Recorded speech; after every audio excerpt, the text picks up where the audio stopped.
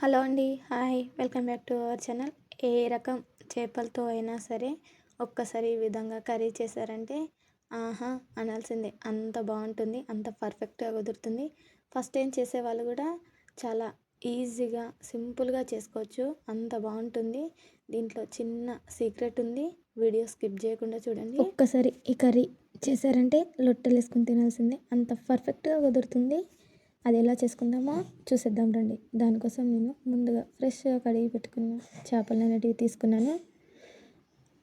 ఈ చేపల్లోకి కొద్దిగా కారం, కొద్దిగా ఉప్పు వేసుకొని ఈ ముక్కలకు పట్టేలా బాగా కలుపుకోవాలి. మిగతా ఏం మసాలా యాడ్ చేయకూడదు, ఓన్లీ ఉప్పు కారం మాత్రమే వేసుకోవాలి. ఇలా మొత్తం ముక్కకు పట్టించి పక్కన పెట్టేసుకోవాలి. తర్వాత ఒక పెద్ద నిమ్మ సైజ్ అంతా చింతపండు ఇలా నానబెట్టేసుకోవాలి. తర్వాత ఒక ప్యాన్ తీసుకొని దాంట్లోకి 1/2 టీ స్పూన్ మెంతులు, టీ స్పూన్ జీలకర్ర వేసుకొని ఇవి బాగా వేగనివ్వాలి. ఇవి బాగా వేగిన తర్వాత పక్కన పెట్టేసుకొని ఇలా నేను ఒక 2 ఉల్లిగడ్డలు అనేటివి బాగా కాల్చుకుంటున్నాను. ఇవి బాగా కాలనివ్వాలి. ఇలా నల్లగా అయినవని అనుకోవద్దు, మాడిపోయినట్టు కాదు. అవి పైన తొక్క తీసేసుకుంటే సరిపోతుంది. తర్వాత మనము ఇక్కడ జీలకర్ర మెంతులు ఉన్నాయి కదా, అవి ఇలా రోట్లో వేసుకొని 3 లవంగాలు, 2 యాలకులు, ఒక చెక్క వేసుకొని బాగా ఇలా దంచుకోవాలి. ఇలా కచ్చపక్కగా దంచిన తర్వాత దీంట్లోకి 3-4 మిరియాలు, కొద్దిగా ఓము వేసుకొని మొత్తం బాగా నూరుకోవాలి. సన్నం పొడిలాగా వచ్చే వరకు ఇలా సన్నగా అయిన తర్వాత ఇది పక్కన పెట్టేసుకొని మనం ఇక్కడ ఉల్లిగడ్డలు అనేటివి కాల్చుకున్నాం కదా, అవి పైన తొక్క అనేది కంపల్సరీ తీసేయాలి, లేకుంటే చేదు వస్తుంది కర్రీ అనేది. వీటిలోకి ఒక 10-15 ఎల్లిపాయలు తీసుకొని మొత్తం పేస్ట్లా బాగా మిక్సీ పట్టేసుకోవాలి. తర్వాత మనం ఇక్కడ నానబెట్టుకున్న చింతపండు ఉంది కదా, అది తీసుకొని ఇలా బాగా పిసుకోవాలి. ఇలా బాగా చిక్కగా ఉండేలా చూసుకోవాలి. దీంట్లో మనము మిక్సీ పట్టి పెట్టుకున్న ఈ పేస్ట్ అనేది వేసుకోవాలి. ఈ పేస్ట్ వేసుకొని పక్కన పెట్టేసుకోవాలి. తర్వాత ఒక కడాయి తీసుకొని దీంట్లో 3 లేదా 4 టేబుల్ స్పూన్ల ఆయిల్ అనేది వేసుకోవాలి. ఆయిల్ బాగా హీట్ అయిన తర్వాత దీంట్లోకి కొద్దిగా జీలకర్ర వేగనివ్వాలి. ఇలా వేగిన తర్వాత దీంట్లోకి పచ్చిమిర్చి, ఉల్లిపాయలు, కరివేపాకు వేసుకొని ఒకసారి కలుపుకోవాలి. ఇలా కలిపేసుకొని ఒక 5 మినిట్స్ తర్వాత ఇవి మొత్తం గోల్డ్ కలర్కి అనేటివి వస్తున్నాయి.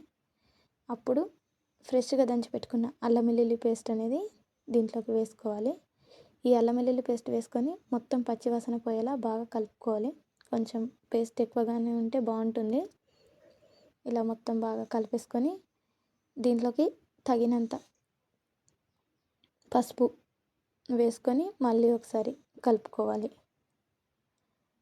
అప్పుడు మనము పక్కన పెట్టేసుకున్నాం కదా ఈ చింతపండు, ఈ పేస్ట్ వేసుకొని ఈ గుజ్జు అనేది దీంట్లోకి వేసుకోవాలి. ఇది వేసుకొని మళ్ళీ ఒకసారి మొత్తం కలిసేలా బాగా కలుపుకోవాలి.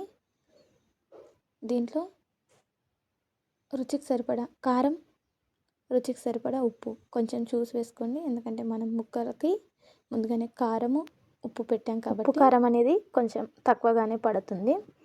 దీంట్లోనే కొద్దిగా ధనియాల పొడి కూడా వేసుకొని ఈ మొత్తం కలిసేలా బాగా కలుపుకోవాలి. ఇలా కలిపేసుకొని ఒక 10-15 నిమిషాల పాటు మూత పెట్టేసుకోవాలి. ఇది బాగా ఆయిల్లోనే ఉడకనివ్వాలి.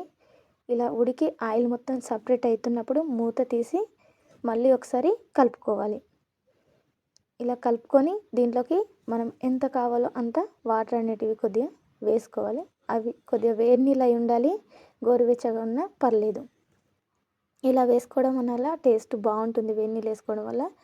తర్వాత మళ్ళీ మూత పెట్టేసుకొని ఇవి బాగా మరుగుతున్నప్పుడు దీంట్లోకి ఫిష్ ముక్కలు అనేటివి వేసుకోవాలి.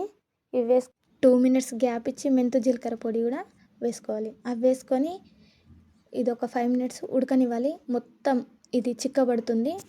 అప్పుడు పైనుంచి ఆయిల్ సపరేట్ అవుతున్నప్పుడు పైనుంచి కొత్తిమీర అనేది వేసుకోవాలి. అప్పుడు స్టవ్ ఆఫ్ చేసుకుంటే ఎంతో టేస్టీ అయిన చేపల పులుసు రెడీ. ఒకసారి ఇలా ట్రై చేయండి, చాలా పర్ఫెక్ట్గా కుదురుతుంది. ఇది 2-3 రోజుల వరకు ఉంటుంది. మార్నింగ్ చేసుకొని నైట్ తింటే ఇంకా బాగుంటుంది. నేను వస్తే లైక్ చేయండి, కామెంట్ చేయండి ఎలా ఉంది.